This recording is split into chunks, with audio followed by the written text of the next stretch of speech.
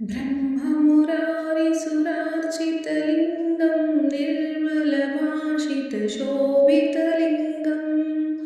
जन्मजदुःखविनाशकलिङ्गं तत्प्रणमामि सदा शिवलिङ्गं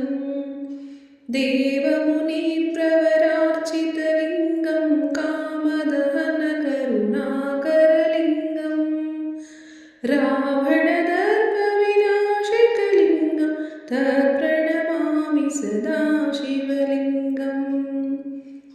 सर्वसुगन्धसुलेपितलिङ्गं बुद्धिविवर्धनकारणलिङ्गं सिद्धसुरासुरवन्दितलिङ्गं तत्प्रणमामि सदा शिवलिङ्गं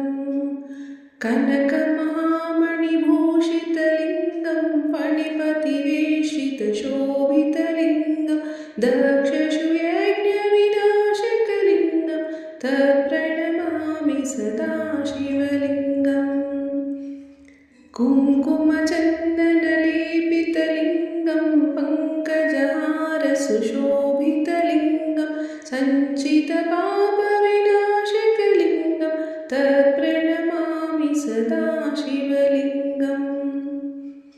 देवगणार्चितसेवितलिङ्गं भावै भक्तिविरेवचलिङ्गं दिनकरकोटिप्रभाकरलिङ्गं तत्प्रणमामि सदा शिवलिङ्गम् अष्टदलोपरिवेष्टितलिङ्गं सर्वसमुद्भवकारणलिङ्गम् अष्टधरित्रविनाशकलिङ्गं तत्प्रणमामि सदा शिवलिङ्गं सुरगुरुसुरवरपूजितलिङ्गं सुरवनपुष्पसदार्चितलिङ्गं परमपदं परमात्मकलिङ्गं तत्प्रणमामि सदा शिवलिङ्गं लिङ्गाष्टकमिदं पुण्यं यः पठे शिवसन्निधौ शिवलोकमवाप्नोति शिवेन सह मोक्षम्।